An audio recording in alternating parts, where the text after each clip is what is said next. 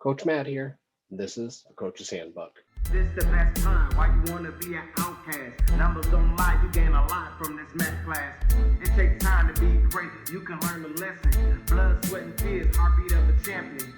Big or small, your heart is the biggest weapon. So follow before you lead and water and plant your seeds. When it's all said and done, you be the best they ever seen. So listen to my catalog on this coach's blog. Our guest this week was born with a soccer ball at his feet, playing for competition clubs through high school, earning all-state honors his junior and senior year, while also setting a school record for the most assists in a season.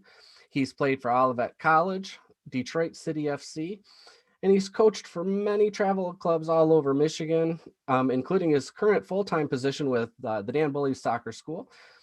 He is an assistant coach for Jackson College and is hoping for a return with the Kalamazoo FC after the season was canceled due to the pandemic last year.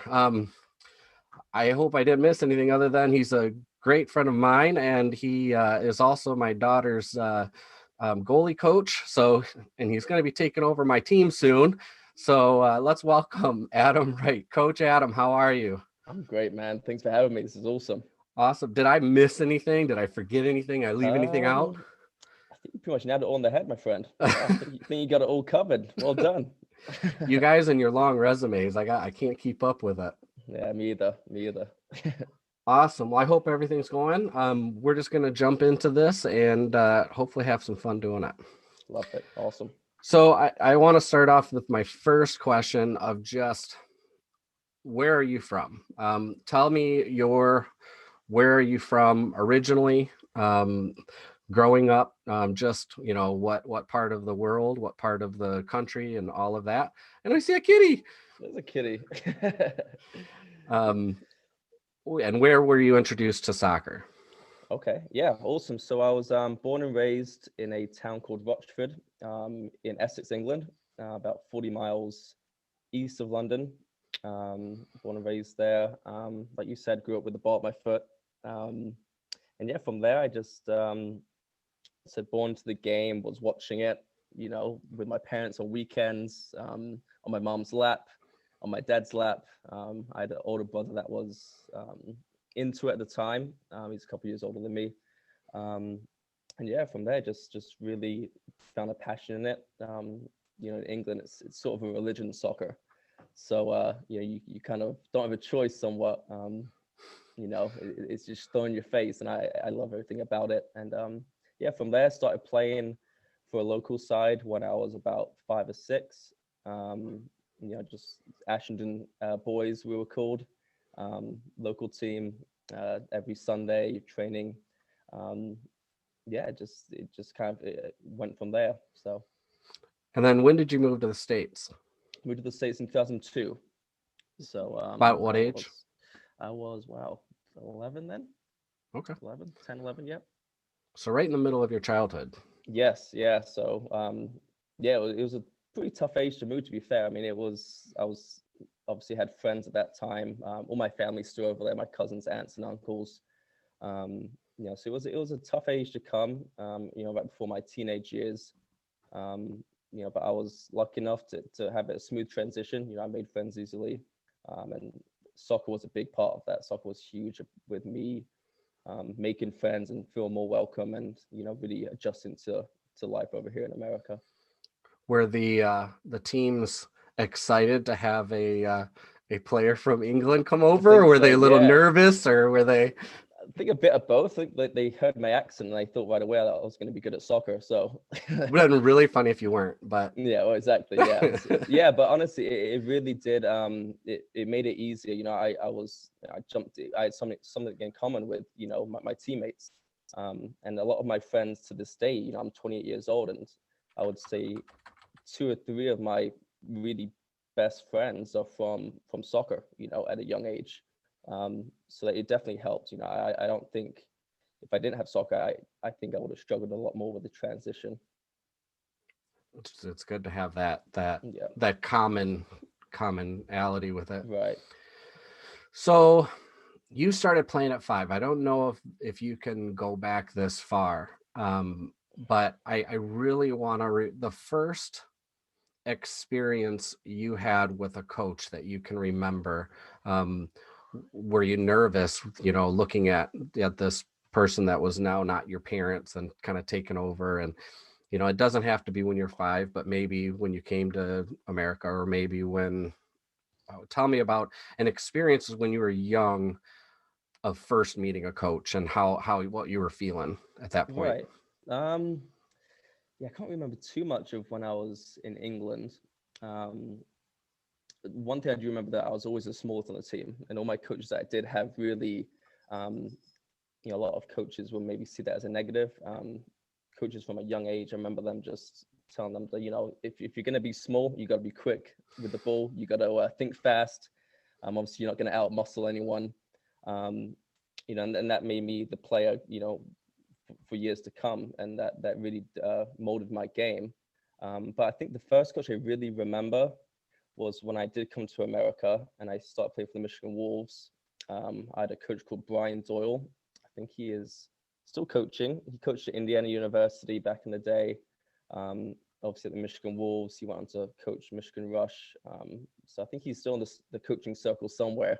If I were to track him down somewhere on Facebook or something and say hi. But yeah, I remember him. He gave me an individual tryout at the time. So I missed tryouts, like the typical weekend summer tryouts. I missed that. And then through a mutual friend, one of the sons of my parents' friends played for Michigan Wolves at the time. They said, this is one of the elite clubs in the area. Just give him a look. And obviously I looked him out and I missed the tryouts. And Brian Doyle was nice enough to have me come out to a practice. And I just worked with him for an hour, one-on-one.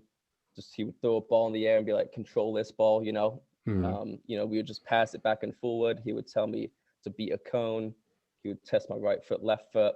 And yeah, within about an hour of just kicking the ball around with this coach that I had no idea who he was, he just saw a small English boy. And yeah, he said he loved everything about me. He said he loved the way that I was in the tryout, how I approached it, how I approached him, the excitement that I had in that hour.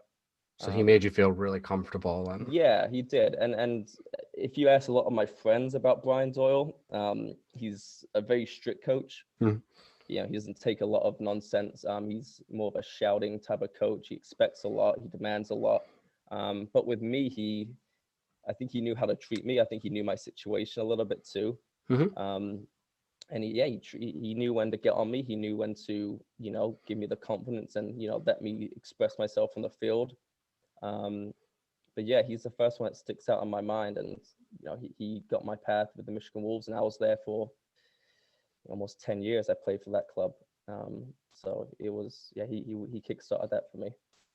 Awesome. I find it. I'm going to get sidetracked here. I find it funny how would we, and maybe it's different, not in America, but like everybody thinks of a soccer player as tall and skinny, and and that, Right. ironically, when I was in high school, the three best players on my team were 5'4" and Yep. super fast. I mean, their footwork was insane. Yep. And and I was sweeper, right? I was 5'10" and 170 pounds, Right. and I could run. And Yeah. but I was a stopper and the sweeper. So, I didn't Yeah. have to do all of the fancy stuff. I just had to get the ball Right. back up front. Yeah.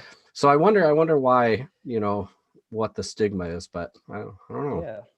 See, I mean, Well, obviously you did well, so it's okay being yeah. short. Yeah. Right. Exactly. Yeah. Kids, But it's okay being short and it play is. soccer. It is. Heard it here.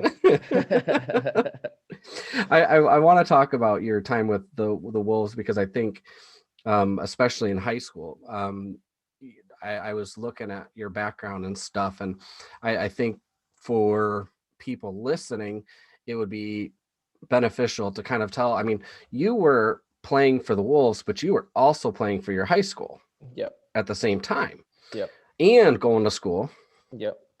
and probably girlfriends and all that other stuff. All that. How Yep. how how did you balance all of that in high school? Like what gave you the drive? What was that balance? Honestly, it's just gonna sound. Uh, I'm not sure how it's gonna sound, but soccer was a big part of me being disciplined. I knew my parents, made it clear that I had to get my homework done. to do practice. Obviously, and once you get to high school, you had to have a certain GPA, Mhm. grade point average to play. Um, and soccer that was my motivation.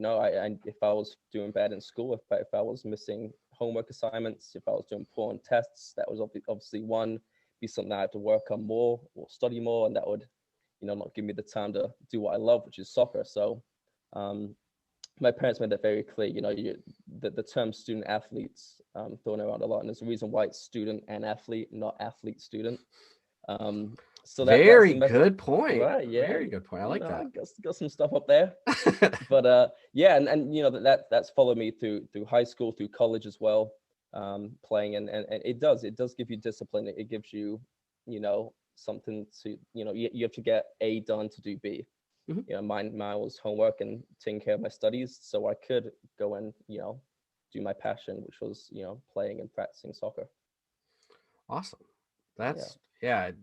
I was reading that and I was like, holy cow, it's a lot. I Yeah. I could barely do high school soccer, let alone anything else at that time. Right. So What I will piggyback off that too is with the soccer, you do sacrifice a lot too, especially playing travel soccer, at a decently high level. You do need to sacrifice, your weekends, obviously. Being a coach and a soccer parent, your weekends away, tournaments, games far away, all that stuff. You do sacrifice a lot, especially as a kid. You have a lot of friends that don't do sports, and they're going on vacations in the summer, in the fall and spring. Um, whereas my family and myself were driving around America, going to games.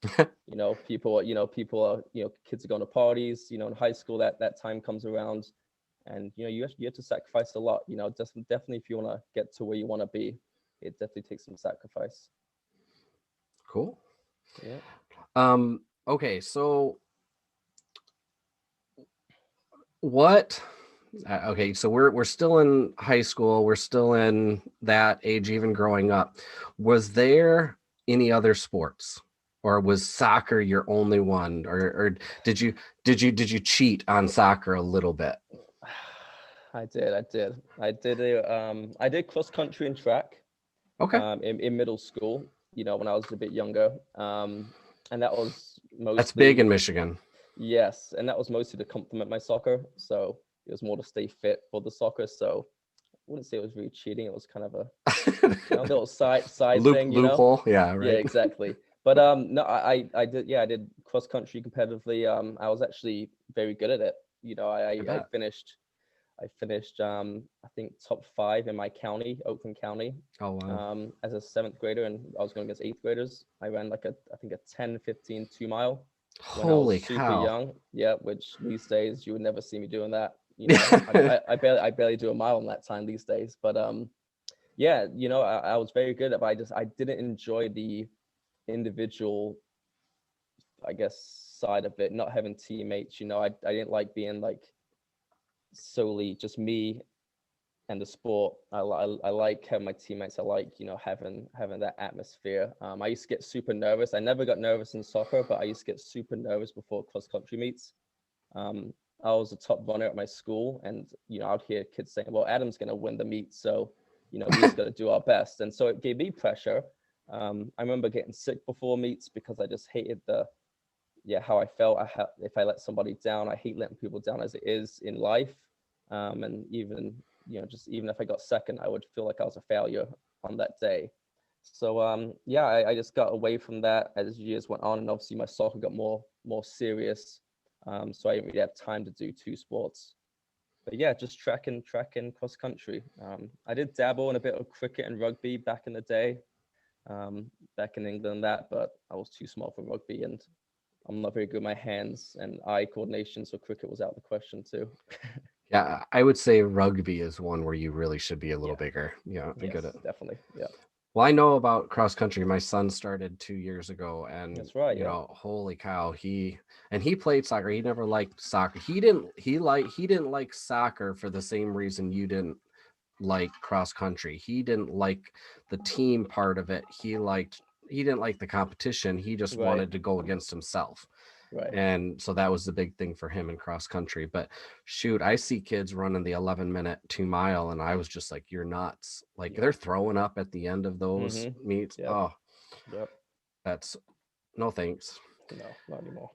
So Olivet College. Yes. Um, obviously you played 4 years, Mm-hmm. right? Yep. But what I want to talk about more is your injuries. Yes. I know I'm going to get to the nitty gritty here. Yeah. So you had a few in college. Yep.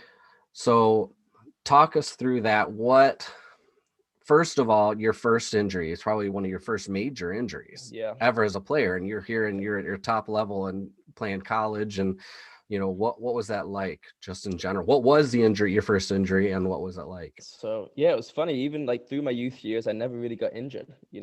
Especially being smaller. People expect me to be the kid that be rolling on the ground all the time, but I was always the one to pick myself up. But yeah, never had any serious injuries. A couple ankles here and there. But then my junior year of college, I was playing against Kalamazoo at Olivet, and yeah, I broke my tibia in 4 places and then my fibia in 1 place. So it was like a windshield crack. It just went in for a 50-50 challenge. I poked the ball past the defender and he followed through and missed the ball. So My you leg won was, though.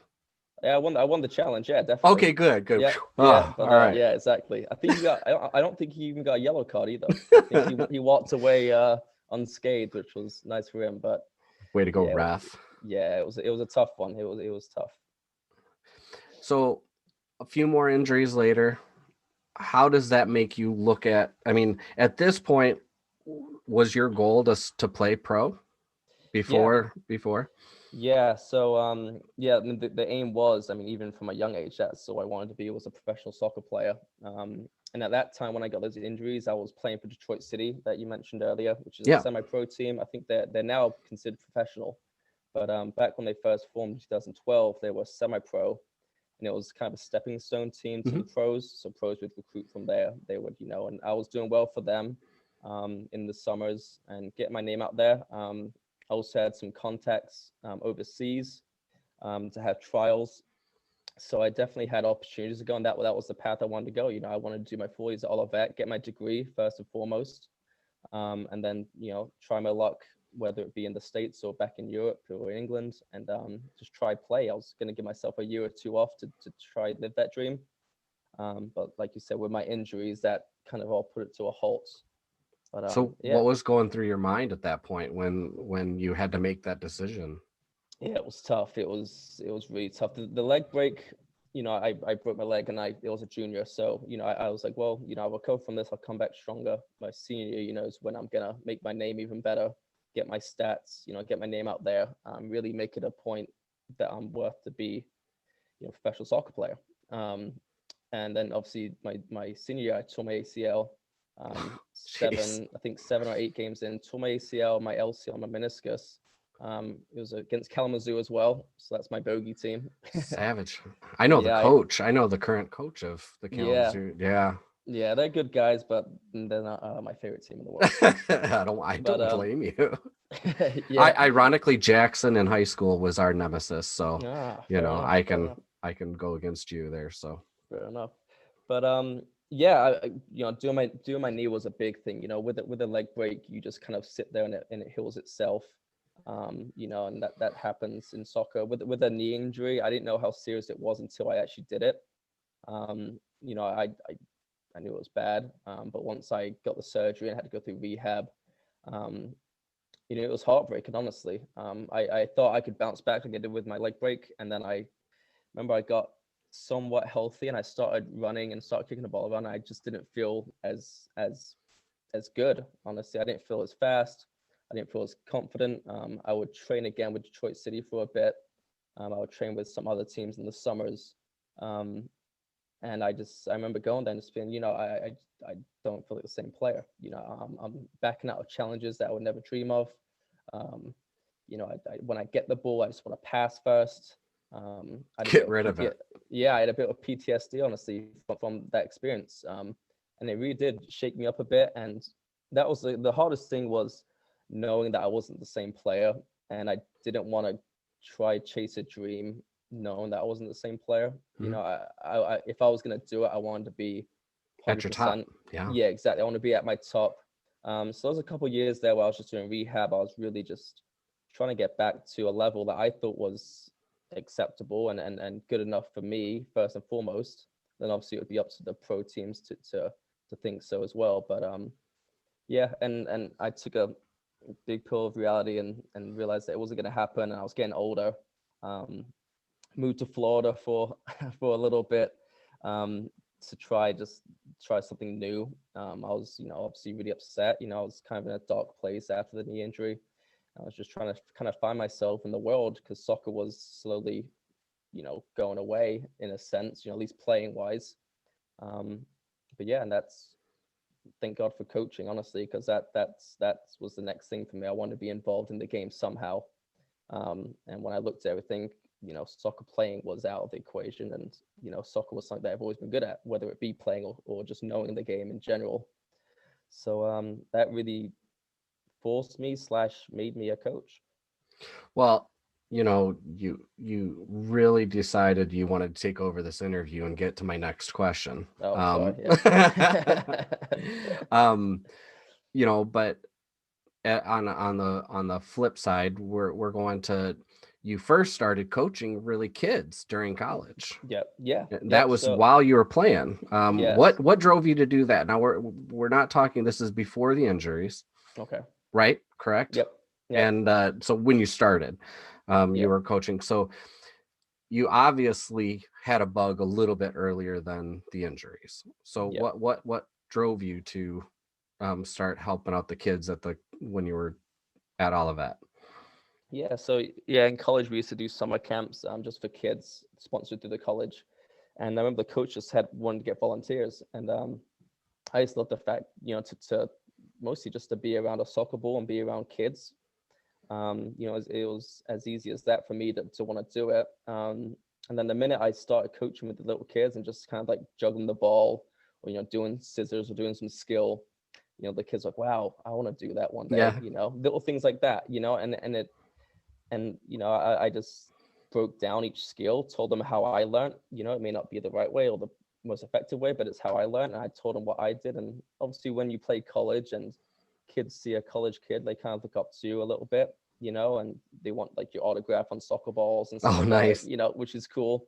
And so they looked up to me, and soccer was the bond between me and those kids, and just that alone just made me fall in love with it. And the fact that if I could relay what I know and what soccer has given me, and to give that even a little bit to a kid, then that makes me really happy. So that's how it all started. Awesome. So injuries happen, you graduate, you go to Florida, you come back. Your first coaching gig, like actually getting paid as a coach. Mm-hmm. Where were you? So I was in the Legacy Center in Brighton, Michigan, which is on the east side. Um, I was living in Ypsilanti at the time in an apartment with my friend Matt, who's also a coach. Um, and then yeah, I just started.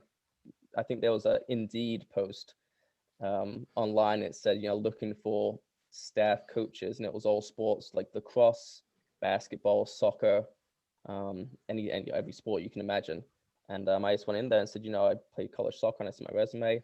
And obviously the English accent helped then a little bit to get Yeah. my foot in. Yeah. So yeah, I started coaching very low level, like in-house rec. Teams would sign up through the Legacy Center. They would only play each other. So it's all in-house. Then I would just do little clinics on Saturdays, coaching kids from age 3 even to Oh, wow.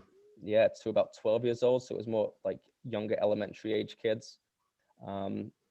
And yeah, but then I got I remember I got my first team. It was a 4v4 team. So this is like 4-year-old kids. And I remember I was like so excited just to be a coach of a team. You're not just doing practices and doing camps and stuff, but to actually like lead a team, and I could decide how they would play, and I could influence the kids in a game like atmosphere as well.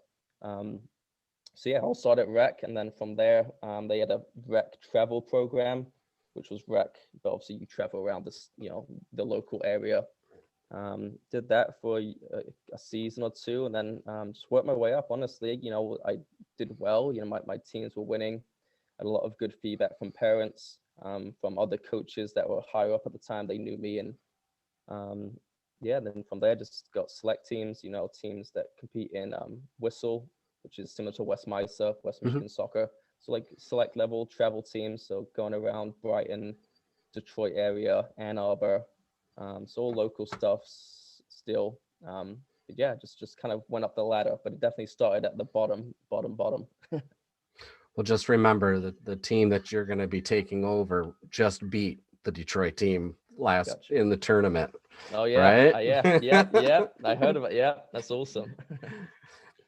um, you've coached at many levels, all the way from, you just said three. I was going to say five, but three all the way up to college and hopefully soon semi-pro. Yeah. Um, what is your favorite age group or your favorite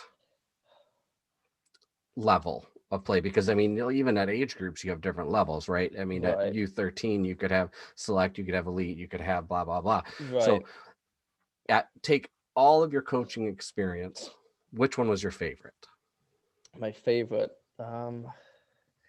It's tough because they all have pros and they all have different things that I enjoy about them. The younger ones, obviously, it's still fun. It's still I can be goofy, Coach Adam. I can make him laugh. But then you get to the college, and it's with Jackson College, it's serious. It's all about winning. Your job's on the line. If you do poorly, you could lose your job. Mm. So I would say I do enjoy the pressure and the intensity of the college level.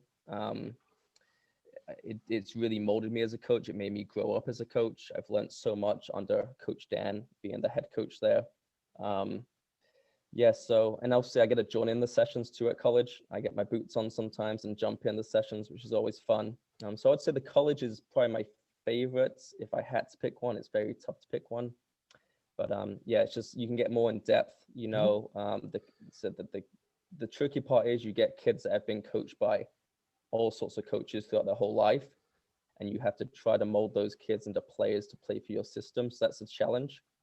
Um, but yeah, I said the younger kids are awesome too. I love going to the DBS testing training sessions. Seeing your daughter and all those girls, and all the kids that are part of DBSS. I love just the joy and the connection we have through soccer. But yeah, so I love it all. But college probably my favorite. You talked about working with my kid. First of all, you can tell watching you how much you connect with the kids. I have a great picture from a video of, like, you were at our house doing a private session with her, and you guys were taking a break, and you both were leaning up against the goalposts, one on each side, and just chatting. Like, you guys, you I couldn't tell if Annie looked older or you just looked like a little kid, but you guys were like, you can definitely see that. But going into the goalie, what got you to start coaching goalie? And I know the story, but you didn't play goalie growing up. You were, what position did you play? So I played, typically I was left midfield, mostly left or right midfield, center mid a little bit, and then left defense as I got a bit older as well. Yeah, so goalie wasn't anything I was close to. I was the opposite of a goalie. I'm 5'8", maybe 5'9" on a good day. And yeah, it just wasn't my thing. But to answer your question, it was through Jackson College. So me and Dan Burley took over the program. And we were just running sessions. We had goalies, obviously we had 2 or 3 goalies at the time, and they were just joining in the sessions. And me and Dennis thought, hey, well, I take them aside for 45 minutes a session and just do some, handling with them, do some game-like, situations with them. And it was a big learning curve for me. I had to do, YouTube videos, read books, read, articles online, look up drills online. Definitely had to teach myself how to really, be a goalie coach, and and why are you doing these certain drills, and how to segment a goalie session, because it's very different to team practice. It's like I said, it's individual position. There's no one else like a goalie on the field, so it's a completely different kind of sport in that aspect.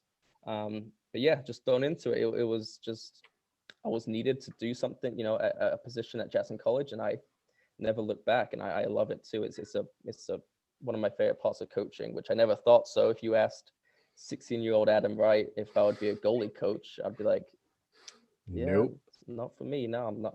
I wouldn't know where to start. Well, I think it's wonderful how you've developed that, and you're also coaching our whole club's goalies, and you Mhm. can definitely see their skills compared to other clubs, who Right. don't have that training. So, I think it's great. Don't stop, please. That's Thank you. No, wonderful. thank you. Thanks for saying that. Um, Players in general, you're a coach. Mhm. Obviously, spring is coming soon. We have tryouts in June. I did not mean for that to rhyme. Um, when you're sitting there at tryouts Mhm. and you're looking at the kids playing, and remember, a lot of these are kids still, right? Yeah. What are you looking for in a player? I think first and foremost is the excitement, especially at a younger age, the excitement to be there, the passion to want the ball, to actually play. Um, I think you can't teach that. You can't coach someone to want to be at practice. You can motivate them, but you can't teach them to be excited and to want to get the ball and to want to be at practice and to want to shine in games. If there's So I players here, listen, this is important. Keep going. shine, yeah, Sorry. be excited. Yeah, no, I love it. But yeah, be excited. Even at the college level, you'd be surprised. Kids reckon themselves to be college players, but they get to college and they kind of practice with their head down, and it's just like, it looks like a task. And as a coach, it took me a while to really look at that side of it, opposed to the ball and foot side. But yeah, I would say the excitement, the passion, and obviously coachability is a big thing too. To be able to listen to it, to be able to take instruction. Um, so yeah, those are the two biggest things, and those things have nothing to do with the ball in your foot. Those things that have to do with your heart and your head. And so as a coach, that's my biggest things I look at to begin with.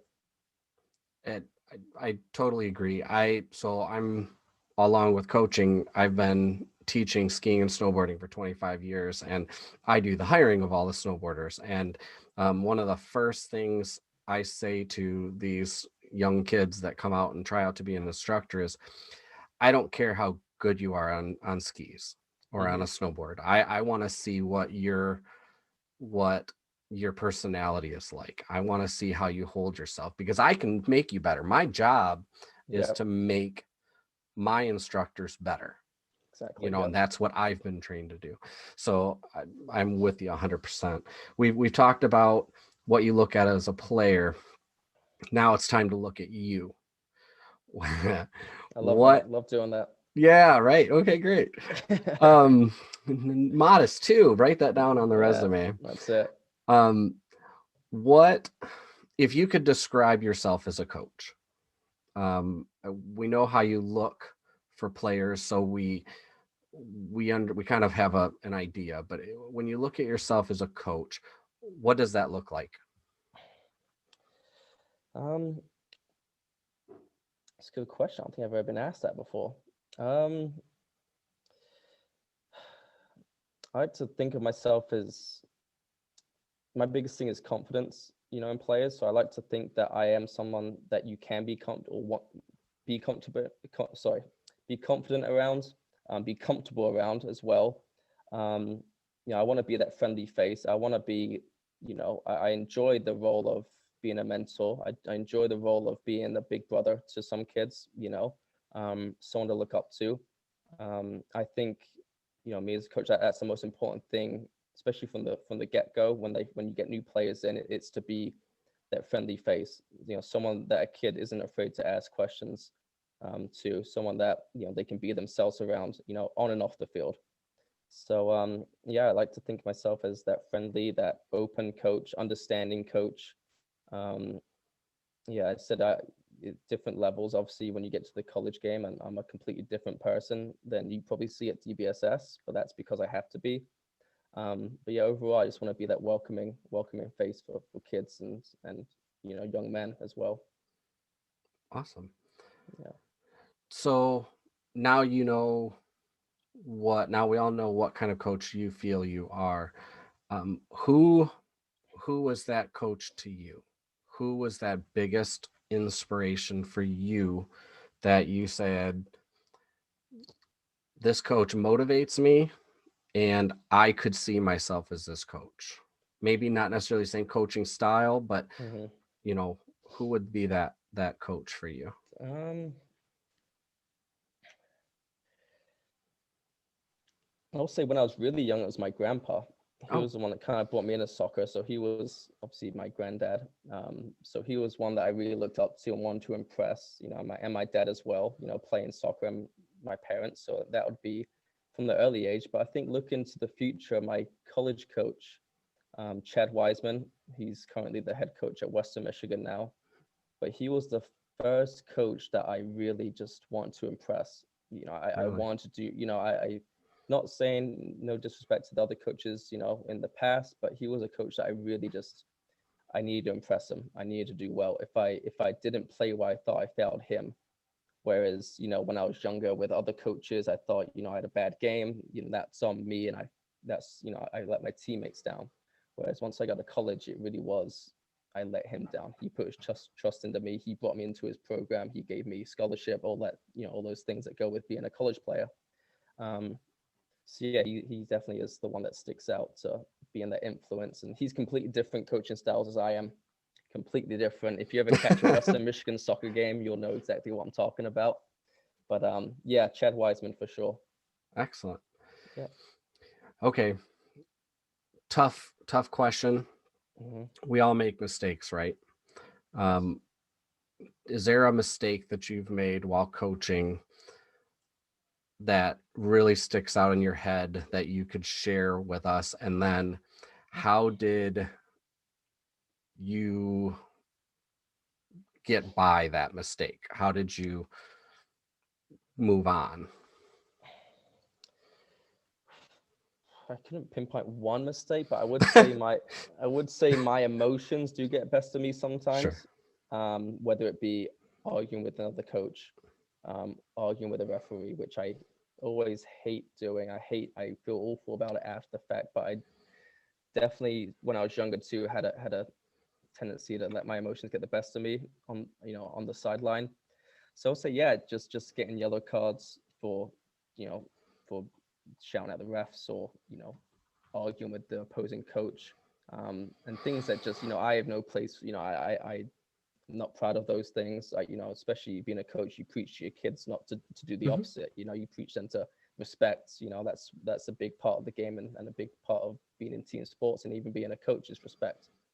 So yeah, just doing that and just getting yellow cards and silly things, and then have my teammates looking at me and you know making I'm definitely didn't make them proud. I didn't make myself proud. The parents obviously weren't proud. So but how I got over that.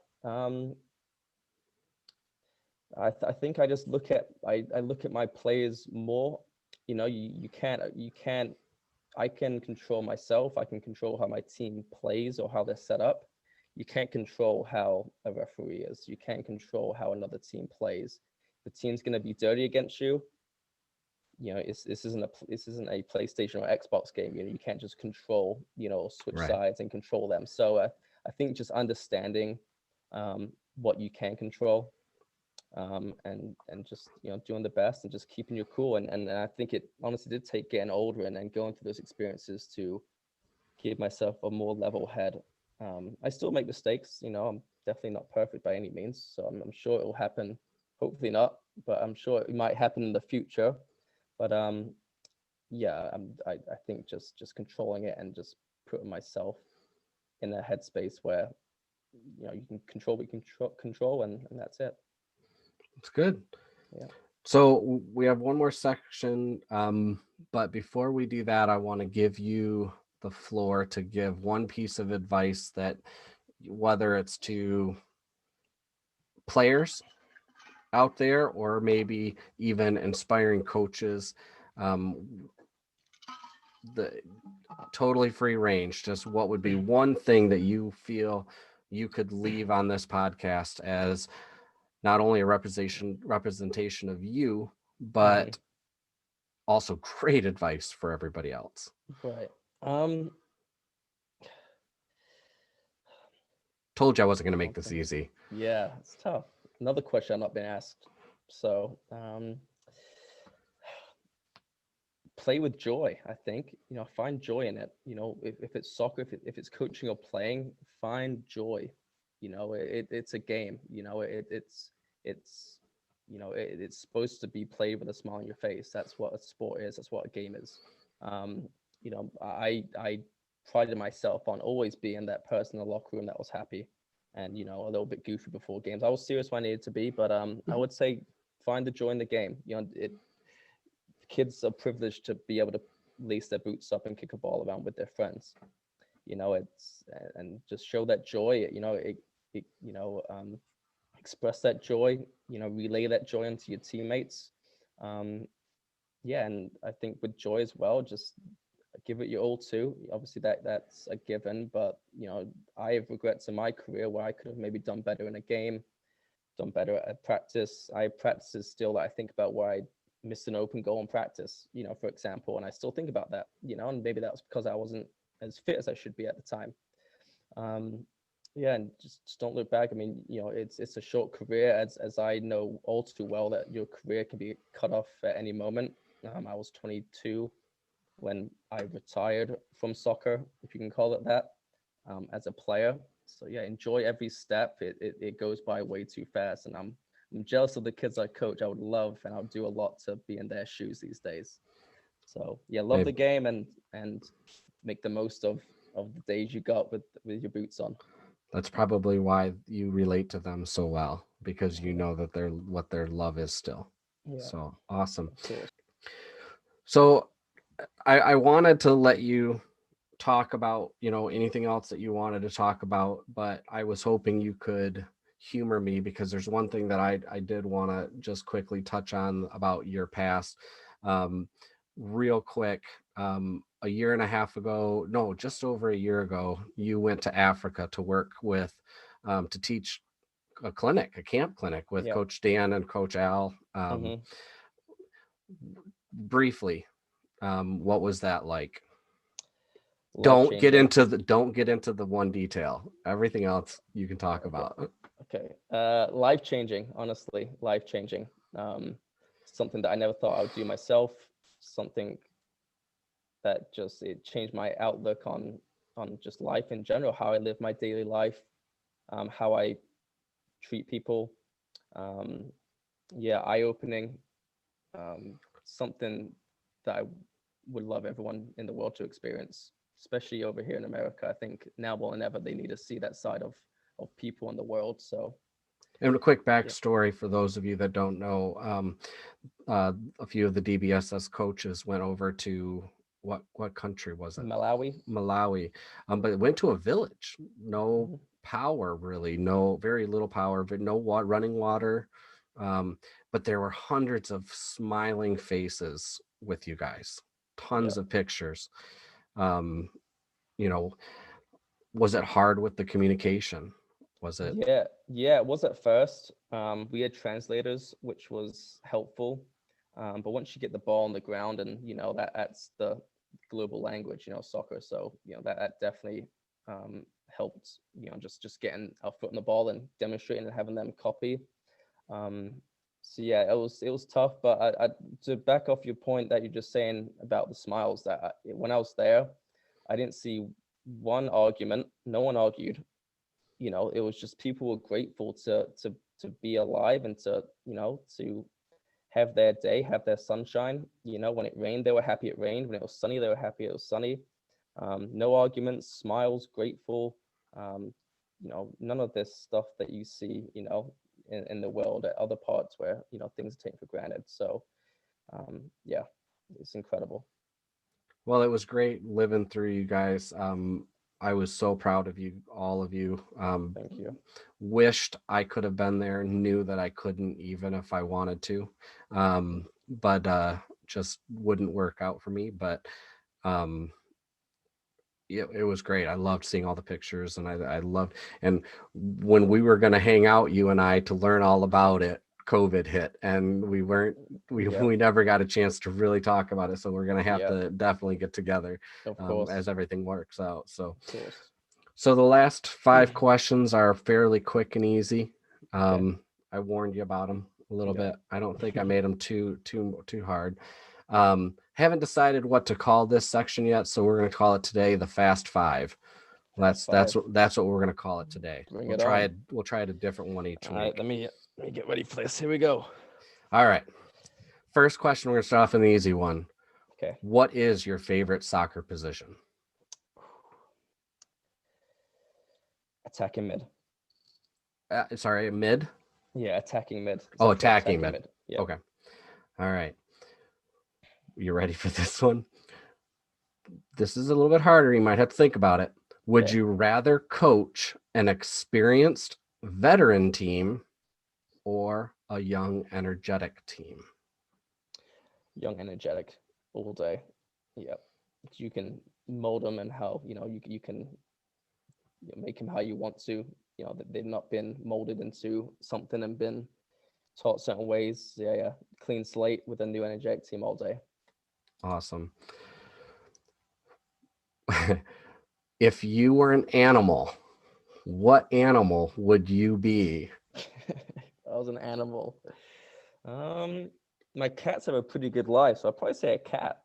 As long as they have an owner like myself, I would love to be a cat. Not one that's left them outside. Yeah, those cats are spoiled rotten. So yeah, I'd want to be one of my cats. One of your cats specifically. Yeah. Awesome. Yeah.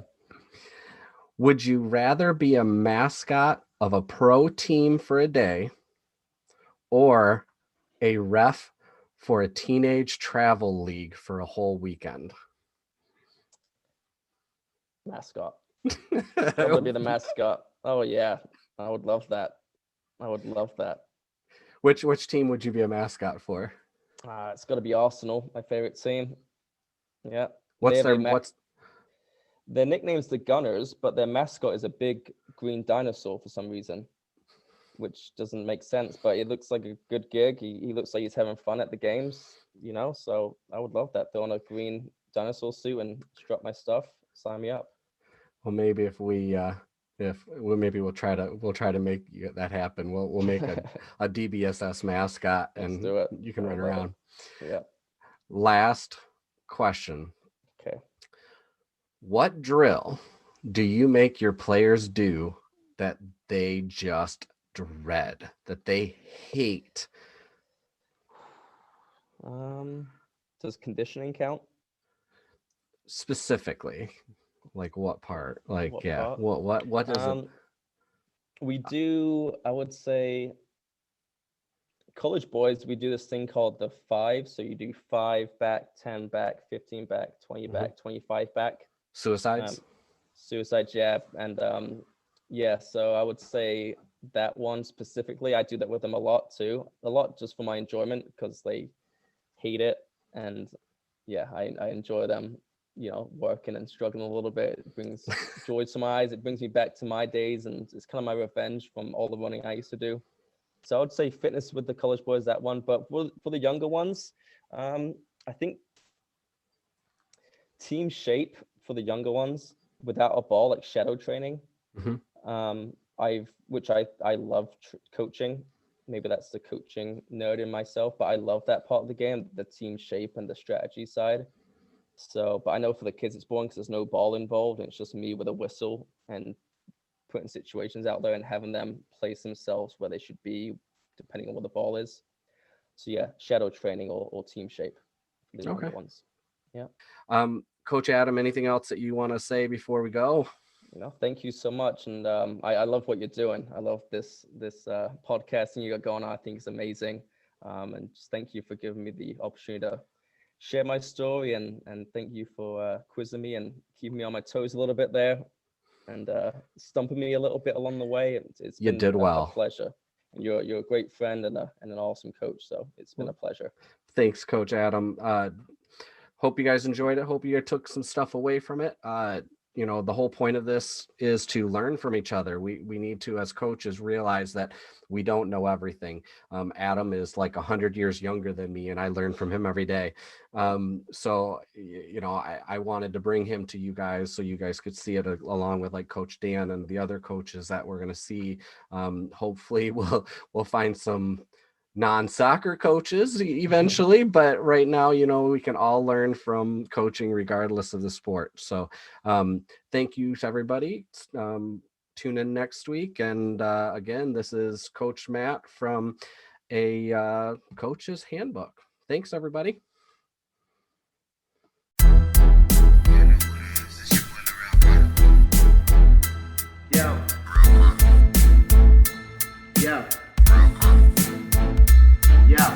This the best time, why you wanna be an outcast? Numbers don't lie, you gain a lot from this math class.